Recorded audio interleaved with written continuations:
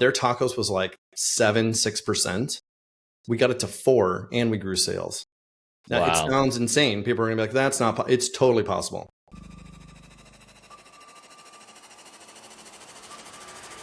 Welcome to the Ecomm Breakthrough Podcast. Are you ready to unlock the full potential and growth in your business? You've already crossed 7 figures in sales, but the challenge is knowing how to take your business to the next level. Join Josh Hadley, an 8-figure Ecomm business owner and investor, as he interviews highly successful business owners. Get ready, because you're going to learn specific actions you can take today to help your business reach its full potential and leave a lasting impact on the world. Welcome to the Ecomm Breakthrough Podcast. I'm your host, Josh Hadley, where I interview the top business leaders in e-commerce. Past guests include Kevin King, Michael E. Gerber, author of The E-Myth, and Matt Clark from ASM. Today, I am speaking with Drew Hart. He is the founder of Vinculum. And today we are going to be talking about the strategies he has been implementing in his agency that has helped explode the growth of some of the brands that he is working with. He's sharing the nitty-gritty tactics and strategies with us today, and I can't wait. This episode is brought to you by the Ecomm Breakthrough Consulting, where I help 7-figure companies grow to 8 figures and beyond. Listen, Drew, I started my business back in 2015, and I grew it to an 8-figure brand in 7 years. But I made a lot of mistakes along the way that made the path of getting to 8 figures take a lot longer than it needed to. I made bad hiring decisions. I had to take money out of my own personal account in order to fund payroll for our team because of cash flow constraints. I was also stressed about whether our brand could survive when COVID happened, and we watched 90% of our business drop overnight.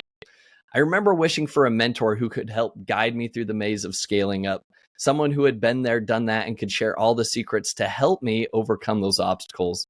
And that's why I've decided to offer one-on-one coaching and consulting, where I share the nitty-gritty cash flow frameworks, the sales strategies, and the operating systems that have helped me scale my own business.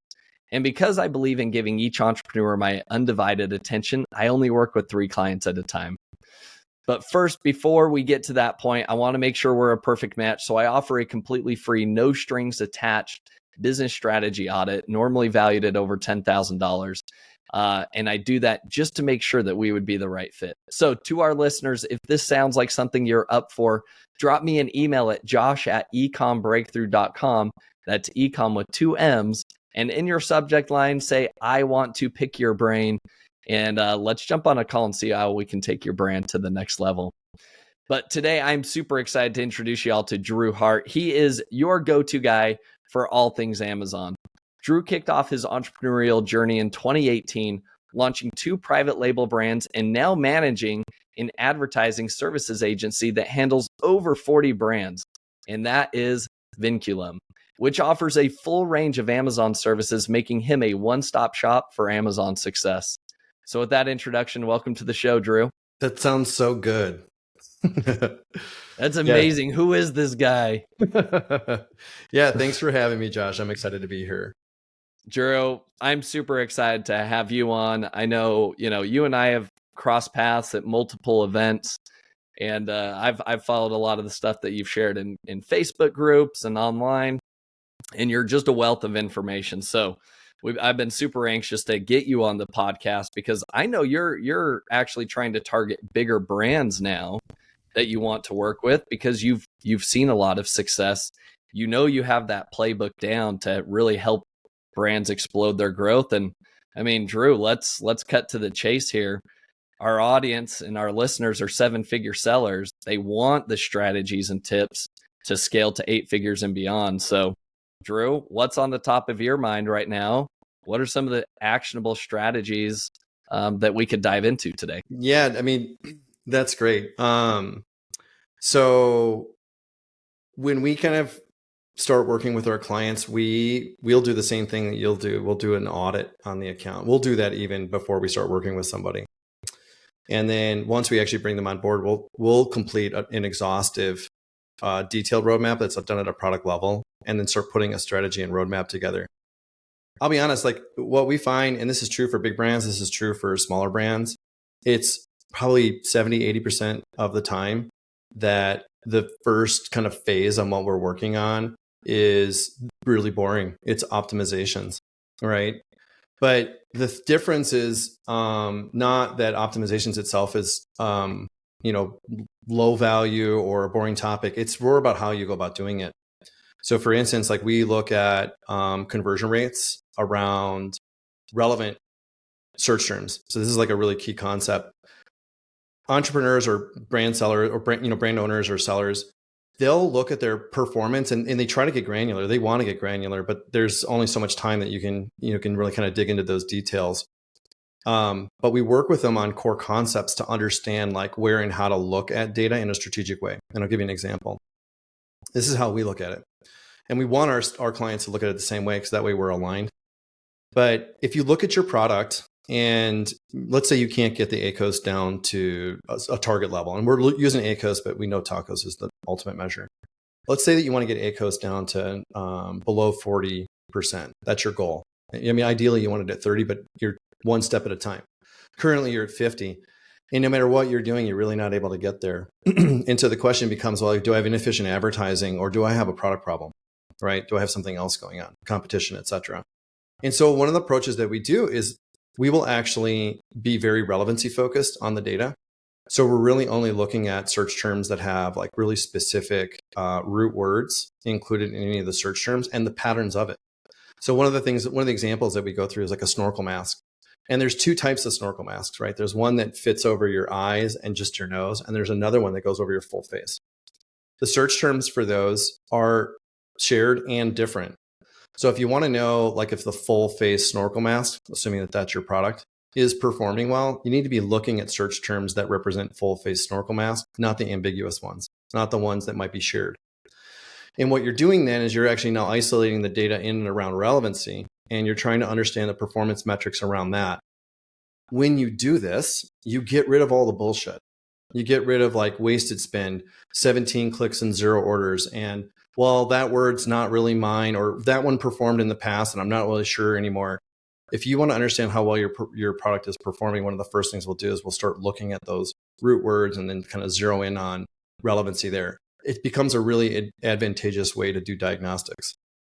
Once you have that, now you can put a plan together.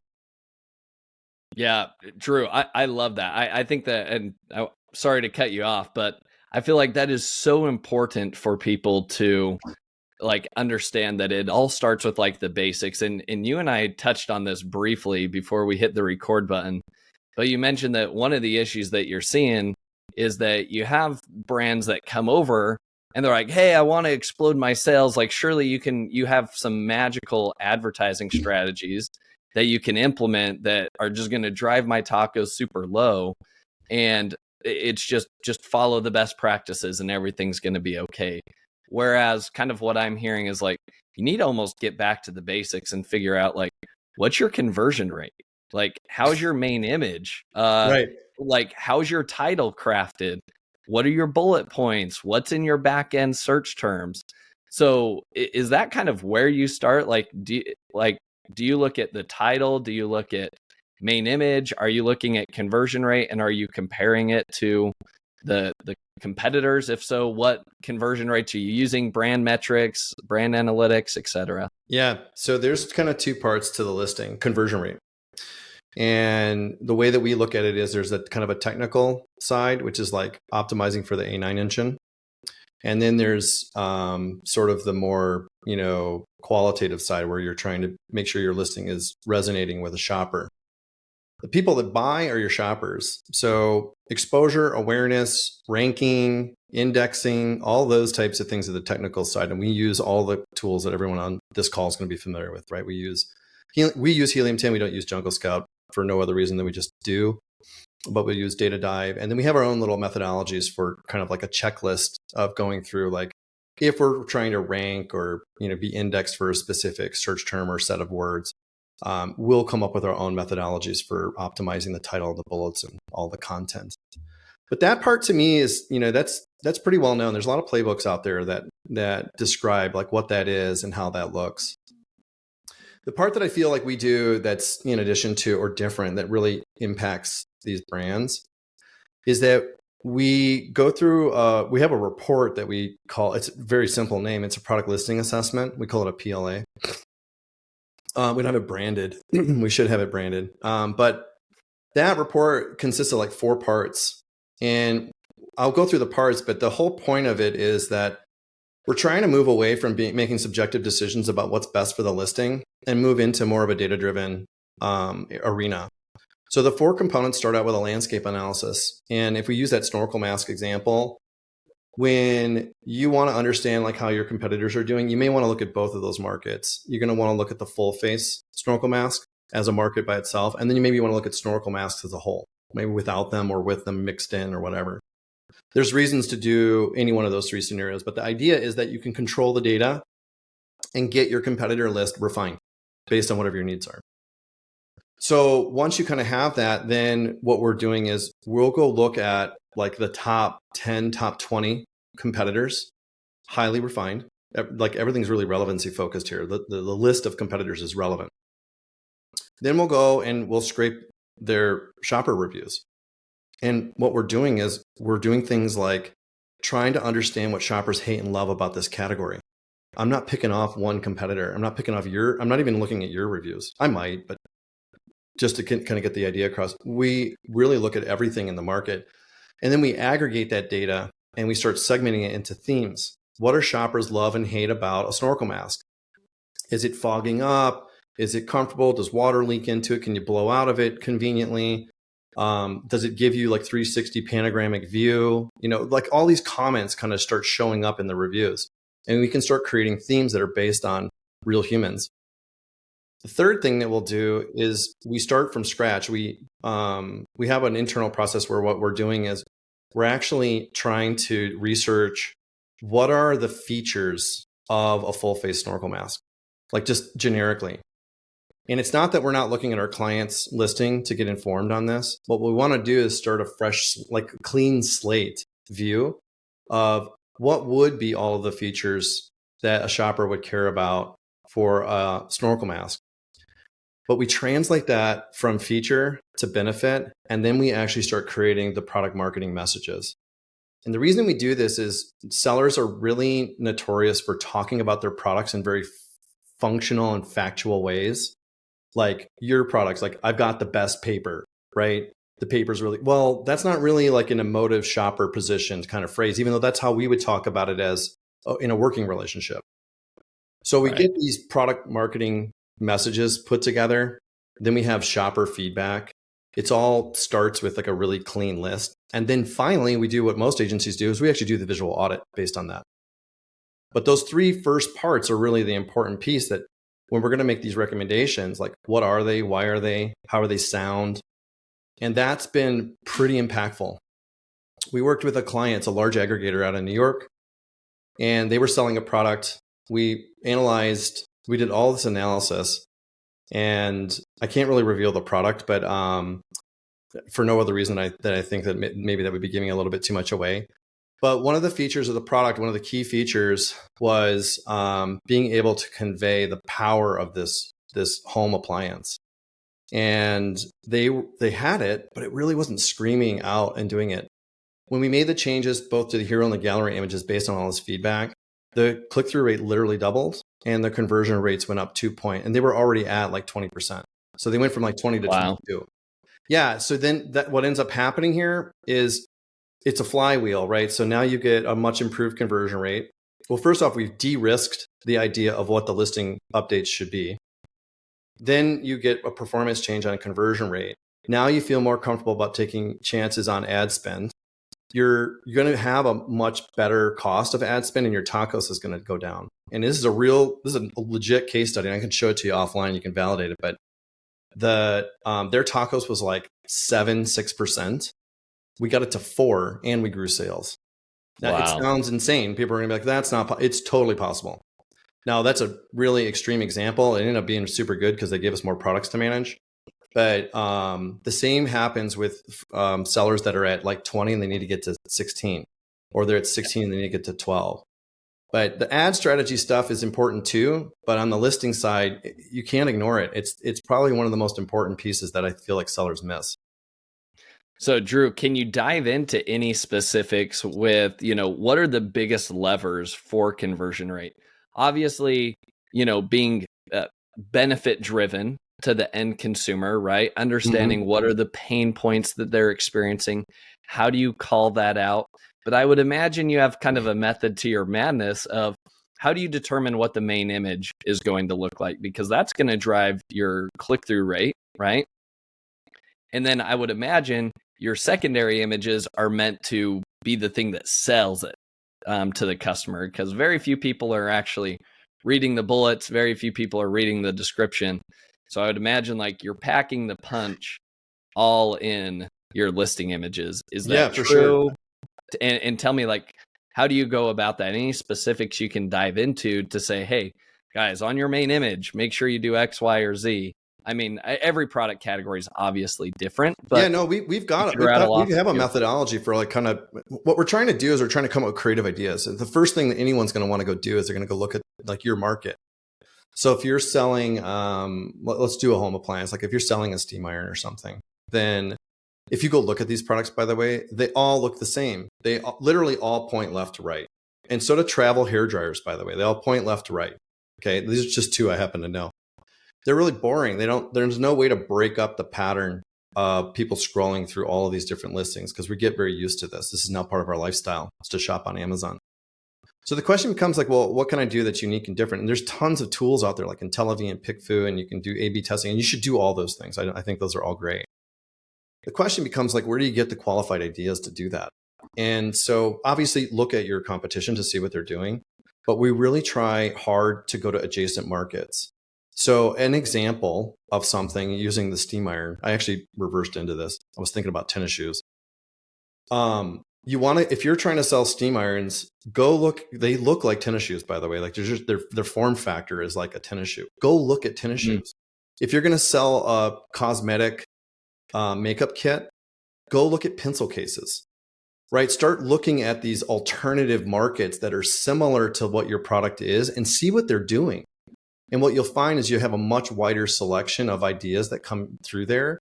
This is really just for your hero, like where you'll use that. When you get into the listing images themselves, the actual gallery images that are converting, that's the approach that we were kind of talking about before. But for those heroes, then it just comes down to experimentation. But I've heard a lot of people say like little tiny changes will make really big impacts on click-through rate, and that's true. Our approach is really trying to look for things that will be like legitimate game-changing ideas that will really set your product apart on those search results. Sometimes we don't have really good ideas, to be honest with you. Like it's challenging. If you're selling like a refrigerator, where, like how well you can tilt it. I mean, maybe you'll open it.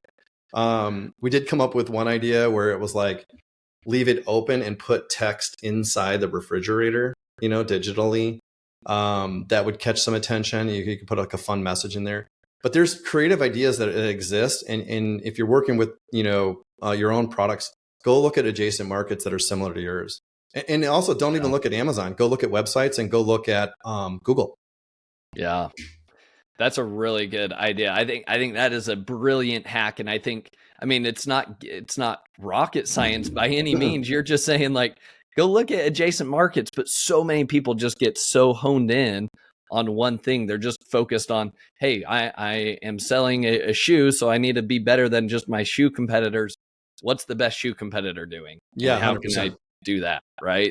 And it's go think outside the box. So I love that, Drew, and I love the idea, even with the refrigerator, like just sparking some ideas there of like, leave the door open, put some messaging on the inside, like. This is an area on Amazon. Yes, there are terms of service and stuff like that. This is an envelope that you could push all day long on Amazon, and like if they don't want that image, they'll just say, "Sorry, it's suppressed. Give me a different one." And okay. we coach clients through that process because they'll bring it up. They're like, "Well, I'm a little nervous about terms of service, and I don't want my listing to go down." Be prepared. Just be ready for it to go down and have, a quick like it went down. We think it's because of the listing. You can read what the issue is from Amazon, and then just go re-upload your images and have it primed so you can, reverse it. So 100%. Awesome. Drew, on that note, for the main image, how do you test whether the new main image that you're testing is better, right? Is it are you measuring like, hey, here's 2 weeks running ads with one main image, and what is my CTR?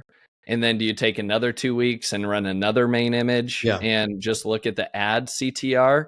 Or are you using other tools? Obviously, you've probably used PickFu and all that stuff to get to this point.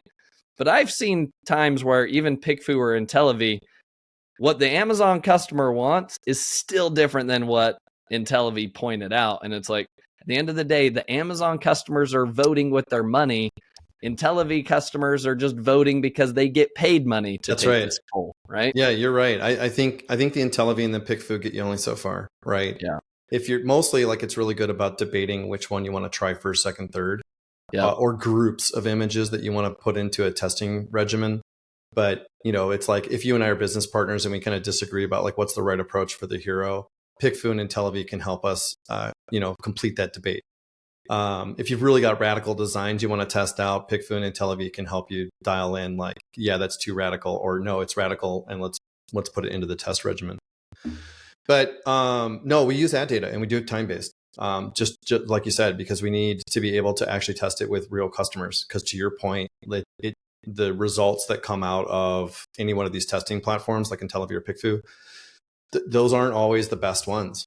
And then the other thing is like, we're not putting dumb stuff up there, right? We're not putting random shit up in front of Amazon. Most of the recommendations are coming from, experience and their best practices. And so what you're testing is a best practice. You're not testing any old idea. You're testing a set of images. One, if it's the hero or the gallery images, you're testing them after kind of being thoughtful and data driven in the first place. And we would never put something up there that we thought might do the opposite, like that would lower click-through rate or conversion rate. We're only putting things up there that we think have a likelihood of improvement and low risk of doing anything negative to the account. I'll tell you, we've never had anybody's account tank because of any changes that we made. Sometimes we don't have the performance that we're looking for, right? That we're hoping for that when we get it, but we still don't have things tank because of the way that we approach that. Awesome. Drew, this has been, I've already written down some golden nuggets here. So this has been fantastic already. All right. So let's assume, okay, you've gone through your 4-part process that you talked about in terms of optimization. We've got our main images, our regular images, our secondary images dialed in. Now what? What are some of the other strategies you've been implementing? Yeah. So, I mean, all of this is kind of like part of that like detailed audit. We'll be looking at things. We'll start with those root words. We're kind of focused in on they usually end up being medium tail is what we tend to focus on, that include root relevance. And then we're looking at performance and seeing like, how does this product perform within that bucket? Then we'll launch one of those PLAs to kind of do an assessment and make recommendations on the listing. That's got a long lead time. Those things can take, fastest would be like 4 to 6 weeks. They usually take 8 weeks with completing the report and getting people aligned and making the decisions and then building the creatives. So that might get started. And then in the meantime, we're doing the boring part, which I was referring, and I say that jokingly because it's not really that boring. It's really important, but the optimizations. So what we grew up, right, when we first grew up in Amazon, like through Inner Circle and everything, we were kind of taught about this cascading system where you have a traditional funnel system where you do your research, you get your exacts, your phrases, and then you set up some autos and some broads and you start harvesting. And there's a whole, process around negative matching and performance tracking, and it's all numeric, and it's all rules based. And there's nothing wrong with that. We do this, by the way, but we do not lead with that. That is not our initial way of managing an account. We do a relevancy first approach. So it's all of similar, like what we just talked about with the snorkel mask. Once we've identified all of the right products that we feel are our competitors, and again, you can change that scope. It could be the full face snorkel mask. It could be all snorkel masks, maybe the more traditional type in these new style, or it could be just the old ones. But once we kind of start with that really refined list, we then go do all of the research on the keywords, which if anyone's from the Inner Circle, they'll know this method is the MKL. And we follow the same methodology, but we kind of put a little bit on steroids because we're very relevancy focused.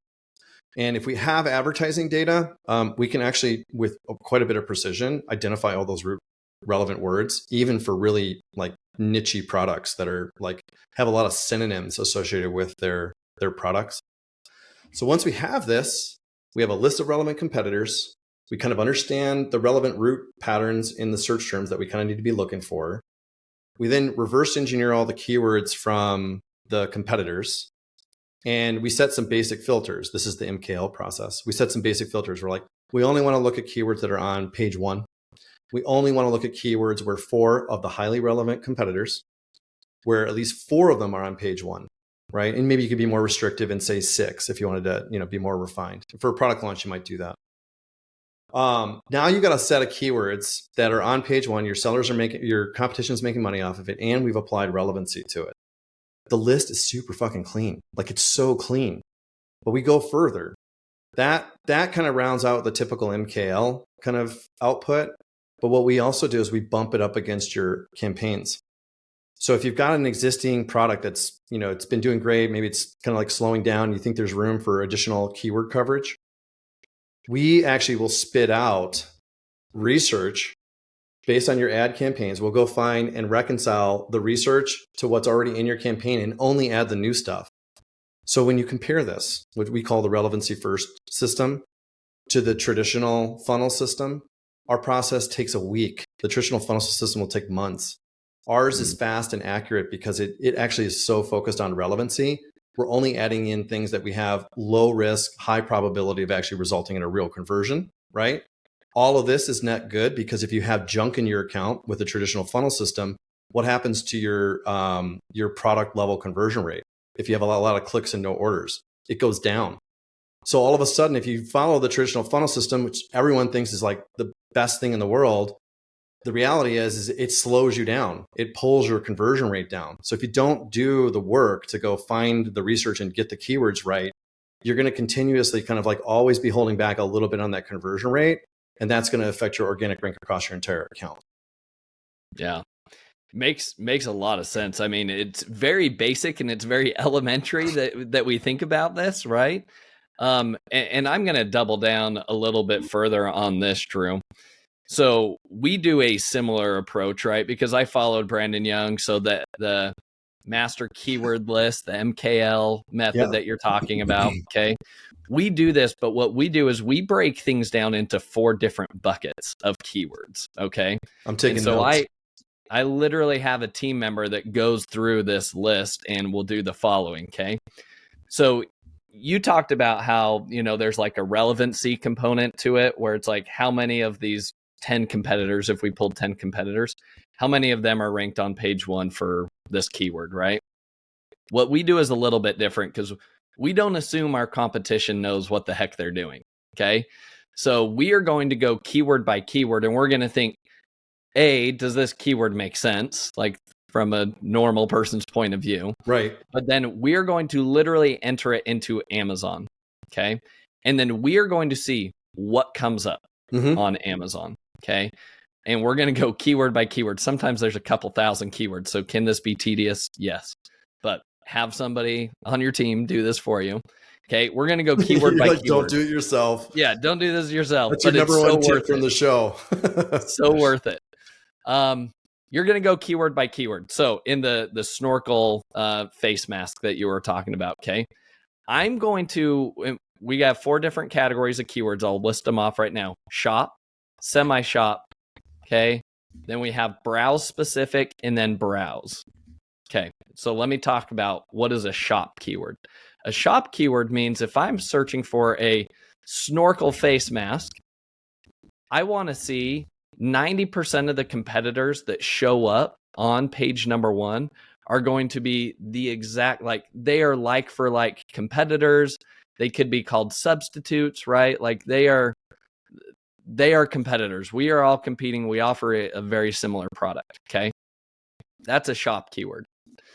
Those are the keywords that we're going to light up with our advertising as soon as we launch the product, because we're going to say only super specific, only highly relevant.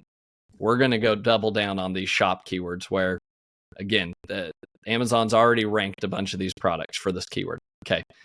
Semi-shop keywords, what are these? Semi-shop keywords are going to be where you have, again, maybe 75% of page number 1 are these snorkel face masks.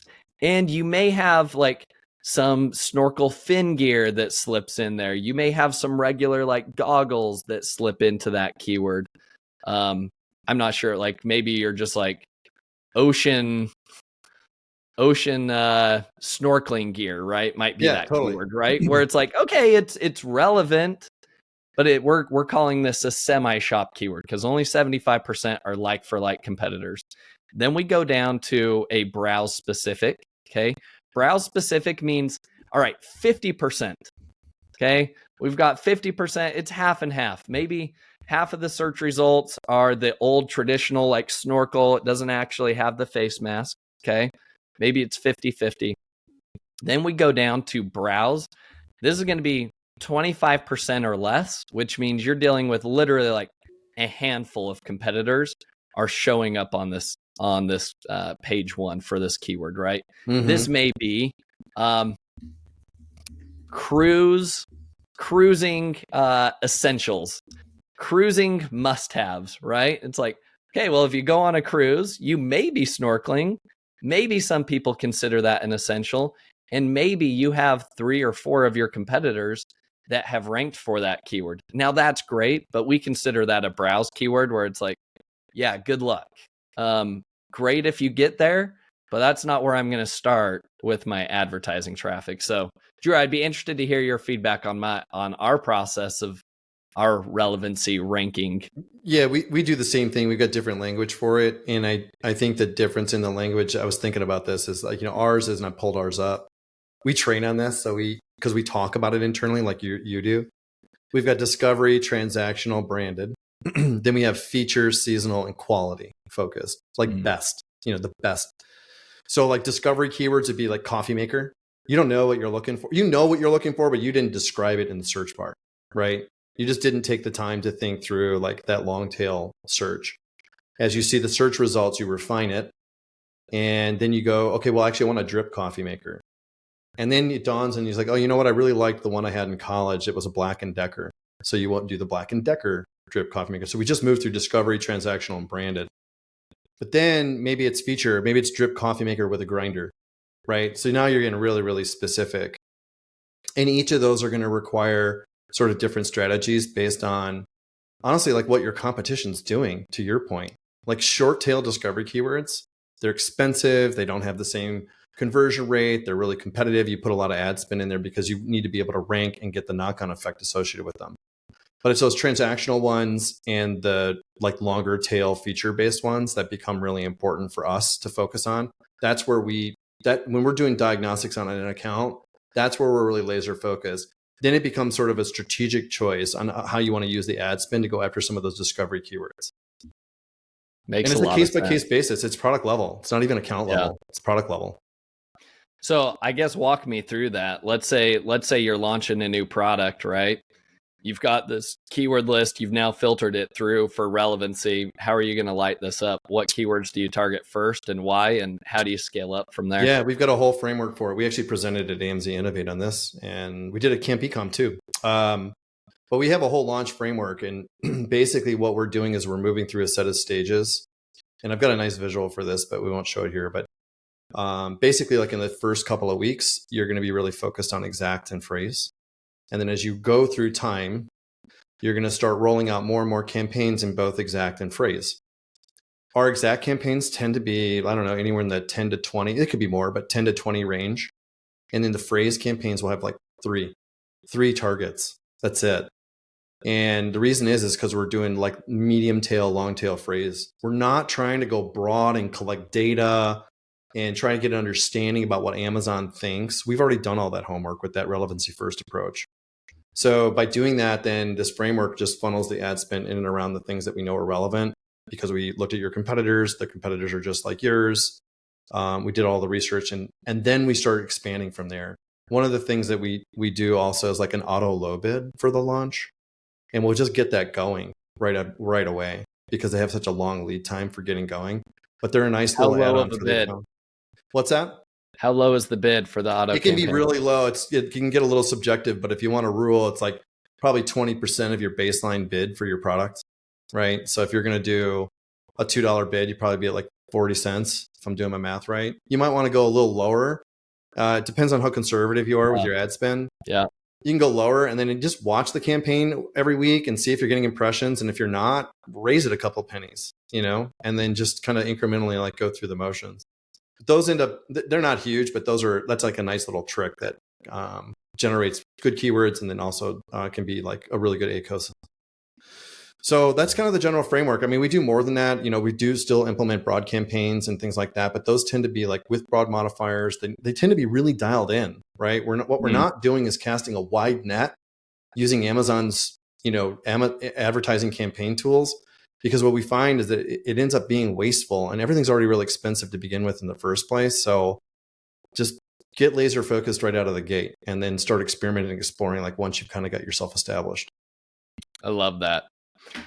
Drew, this has been fantastic. You've already dropped a lot of knowledge that I think our listeners can go actionably implement.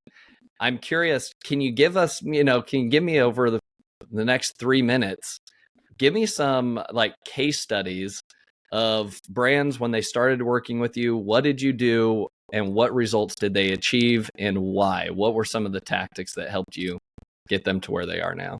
Gosh, yeah. I mean, we've got some really interesting case studies, and I'll highlight this one, but I won't go into the details.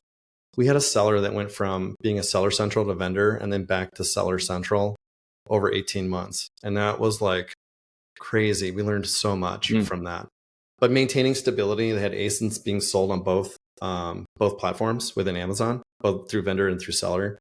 You had buy box issues and all these things that we had to manage. That one was really interesting because it was the level of complexity and what our team was able to do with the reporting platform that we've got, because we were able to blend data.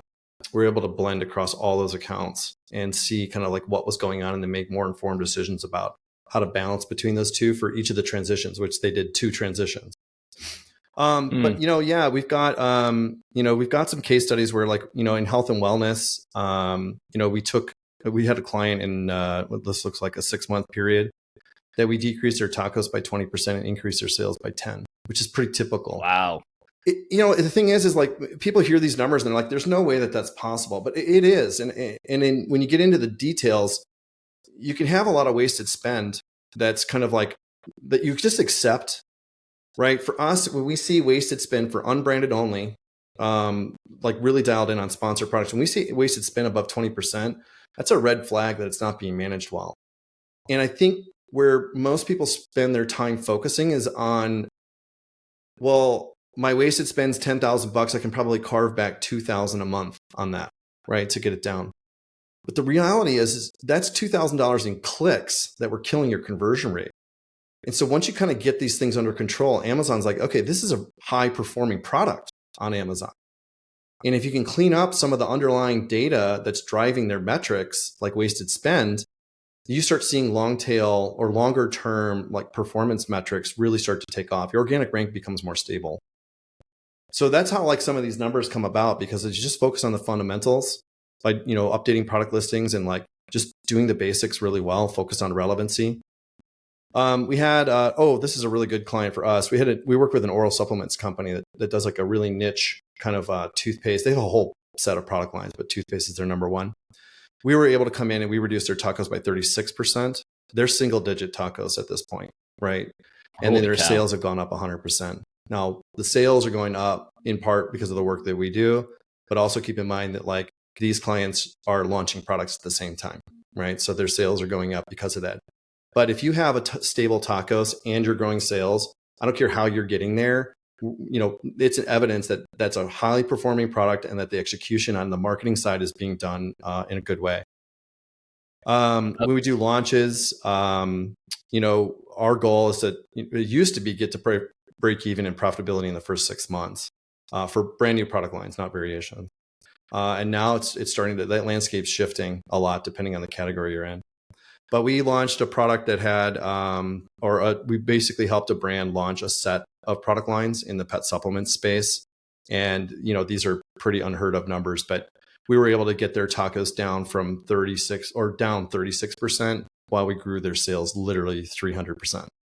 So just a lot of mechanics involved in being able to execute stuff at that level. So those are just three kind of examples there, Josh. Yeah. I love it, Drew. Those are amazing numbers. So if you were to sum it all up, I mean, does it go back to the basics that we already just talked about? I mean, is that like, or were you doing anything different? Like, No, I want to explode by 300%. We're doing advanced stuff. Like, we're pretty big on like getting creatives correct and aligned, getting headlines mapped around. Like if you're doing a sponsor brand campaign, that you're going to be matching, those advertisements with the keyword and the intent, right? The different 4 categories that you mentioned. You want to make sure you have those things kind of all lined up so that you're being more effective and resonating with the shopper. All of those things that we do too. But the listing assessments and sort of like this optimization piece, we focus on that because, like, generally speaking, like that's the first place to come into. And once we get that working, everything else becomes easier. If you've got a distressed business and your tacos is at 20% or 22%, you're not going to want to take the chances and spend on sponsor brand, or you're going to hear me advocate for that when you've got, a pretty challenging profit margin and I'm advocating for sponsor brands. It's like, no, let's go get your profit margin under control. And then when we get the confidence that your account's kind of being optimized correctly, then let's go to the next order of advertising type. So sponsor products, sponsor brands, sponsor display, even DSP. We have clients that will come to us and ask us like, hey, will you do DSP? We're like, yep, we do it. And then we start working with them and we find low-hanging fruit in sponsor products. So we're not going to go spend, $10,000 a month on DSP when we've got low-hanging fruit on the rest of the catalog that we can just go get conversions. There's no reason to justify that. Yeah. Love that. Yeah. It's a boring answer. People are like, wait, True, it's back to the basics again. It is, but I think that's the encouraging thing that I hear out of all of this, Drew, is that, look, everybody always likes to pitch these hacks and tips and strategies. And I found this black hat tactic that's doing XYZ and it's going to explode things. And it's like, look, guys, if you just boil it back down to the basics, you heard Drew rattle off some like amazing numbers, 300% growth, reduction in tacos by 20%, right? Like massive changes overnight to somebody's profitability and growth in their business by just focusing on the basics, which frankly speaking, I think most of us as entrepreneurs, we want to run so quick. We've already got that new product idea on our minds. We want something new and shiny to work on, not this boring, like, I don't want to go sift through keywords. I already know I need a good main image. Just give me something, right? Like, but if you slow down and you take that approach, you can see some magical stuff happen. So Drew, as we wrap up this episode, I've got 3 actionable takeaways that I've noted. You let me know if I'm missing something here. Number 1, it all comes down to relevancy. And I think you provided a lot of great examples. I shared my 4 buckets of keywords that we categorize keywords into. And then we have different strategies that we employ PPC wise for each of those different keyword buckets. And you also heard Drew. Drew has different, I guess, titles that he'll classify these keywords into in different buckets. But he has actionable strategies and he shared those with you. So here would be my actionable takeaway. If this sounds foreign to you and you don't have a similar process that you are going through and methodically saying, this keyword, like how are we going to treat this keyword? Is it a browsy type of keyword where there's not a lot of like buyer intent? It's more discovery based. Then you need to have an actionable strategy for your PPC based on that knowledge now. And I would argue, Drew, most of us just download the Cerebro report from Helium 10. They're like, well, they're selling on page 1 for this, so light these ads up, right? False. And that's where I think people get caught up. And so step number 1, dive into the relevancy of the keywords that you're focused on. Mm-hmm. Action item number 2, focus on that main image as well as those secondary images. So Drew talked about this. He provided some great ideas and tips. Number 1 being for that main image. Yes, you should use PickFu or IntelliV or Product Pinion, all of those testing softwares. That's fine. But get 3, 4, 5 different main images and then have a testing sequence that you are going to use and say, all right, during week 1, we're testing this main image. Let's see what our CTR is on our ads. During week 2, it's this main image. Let's see what our CTR is. And then at the end of the day, let the Amazon customers decide, because they're the ones actually voting with their money to decide, hey, which product do they actually want, rather than product opinion. But I love that you said, this is not a quick win. This is not I thought about this, I designed it, and 24 hours later, we're off to the races. You talked that this is like 6 to 8 weeks, if not sometimes longer, if you want to collect more data. And so that's an important thing, I think, for our listeners to understand, is like, when you get to the basics of optimization, this is not hey, by next week, things are going to be rocking and rolling. You need to plan this thing out. It's like, we're going to take the next quarter and we're going to make optimizations. And then if we can maximize that CTR and then the CVR based off of that, then we will have a lot of long-term success for this product. And then my third actionable strategy here, Drew, is scaling up your ad campaigns as you continue to generate sales. Okay. So changing your kind of frame of reference from those old courses that people may have heard of, that filtering process. Start with really high auto bids and browse keywords, and then negate keywords, and then add them into these exact campaigns. Instead, launch with exact campaigns right out of the gate based on those transactional level relevant keywords for your business, and then experience the 300% growth and 20% reduction in tacos. And if that doesn't happen, don't tell me. Go to Drew and say, Drew, what happened? You promised all these results. Yeah, those 300% examples, they're real, but and I know that they're extreme. But I mean, real growth is out there. That's the message. Drew, did I miss anything?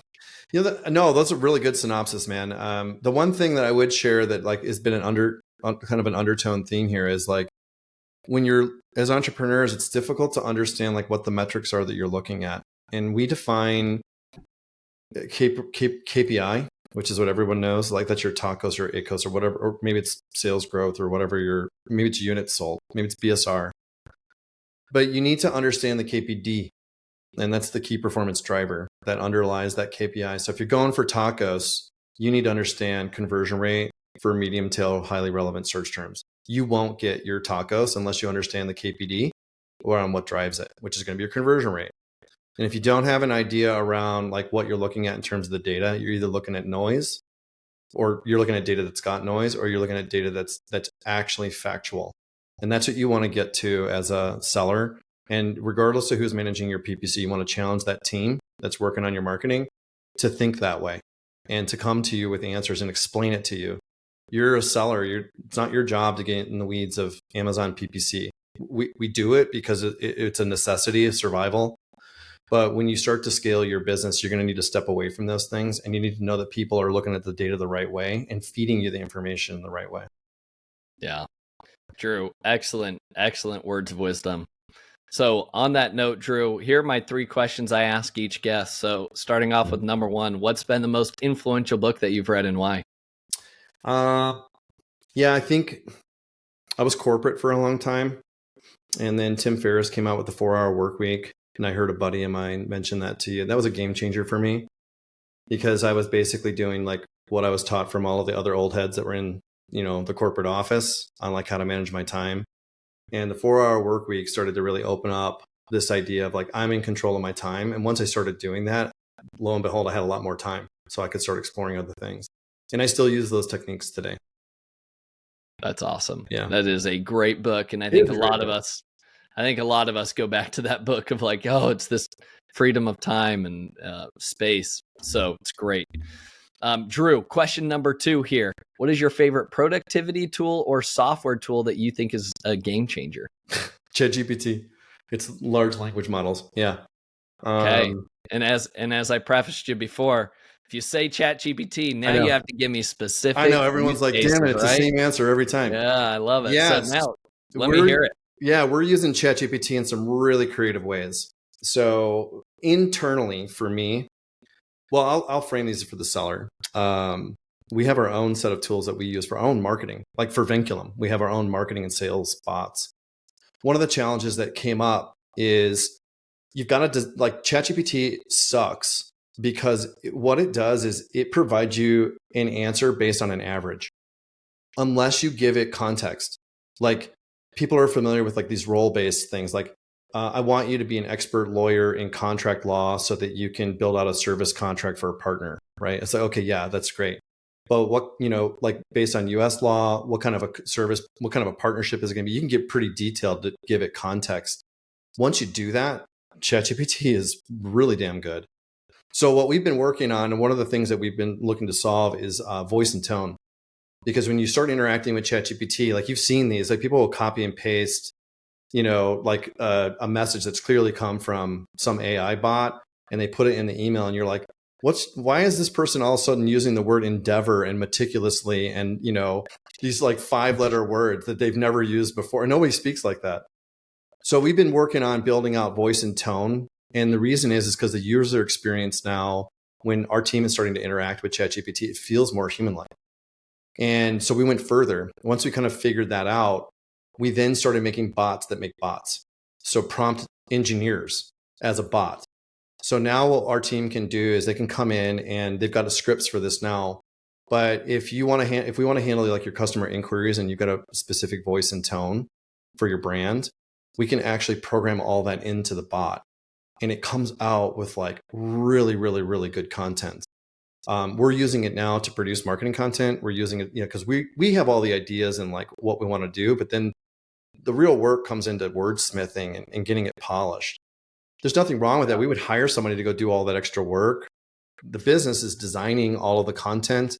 And then when we want to put the spit and polish on it, we use ChatGPT to do that. And I would challenge anybody to suggest that our content is even generated by a bot versus a human. You wouldn't know. Yeah.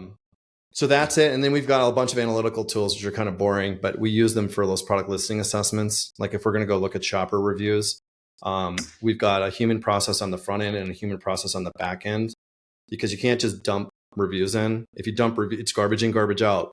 So if you dump all these reviews in and you don't scrub the data for what you're looking for, ChatGPT is going to give you an answer regardless. Like it's always going to give you an answer. It's just whether or not that answer is going to be good or not. And so we've designed tools that understand kind of like what we expect out of ChatGPT. And then those tools then meet its expectations. And so the output's a lot better. Love that. Yeah. True. This is excellent. We may need to have a whole podcast episode just on ChatGPT and your use cases of it. I want to put together a class on prompt engineering for Amazon sellers. So if you ever want to talk more about that, let me know. Yeah. I like that idea, Drew. I think let's do it. I think that would be an amazing episode too, that we could dive into. So Drew, final question. Who is somebody that you admire or respect the most in the e-commerce space that other people should be following, and why? Yeah, we talked about this before the call. I mean, I'm always listening to Leron. I'm always listening to Danny McMillan. I'm always listening to Brandon. I'm always listening to you, Kevin King. Those are all of the main ones that kind of come top of mind. But the ones that I'm really focused on right now are, because ChatGPT, AI is such a big deal. Real AI, LLMs, not the, someone putting it on their website that their software is AI. There's a subscription called The Sequence, which is incredibly good. It's technical, but it's also still approachable. And it's really starting to provide me with insights on where this is really going in a much more meaningful way. Because, these AI models, whether it's cloud or ChatGPT or whatever it is that you're using, they're going to be very, very different in 6 months from now, and in 2 years from now, and in 5 years from now. And so I'm trying to stay on top of those things because they are going to absolutely change everything that we do digitally. I agree. Drew, amazing information. Now, if people want to follow you, they want to reach out to you, they want to learn more about your agency services or even get an audit, where can people learn more? Yeah, you can email me directly, drew@thinkvinculum.com. The spelling is a little funky for most people, but it's VINCULUM. So Vinculum, which you can do that, or you can go to our website and we've got a link right at the top. You can just schedule a call. It'll book a time directly with me.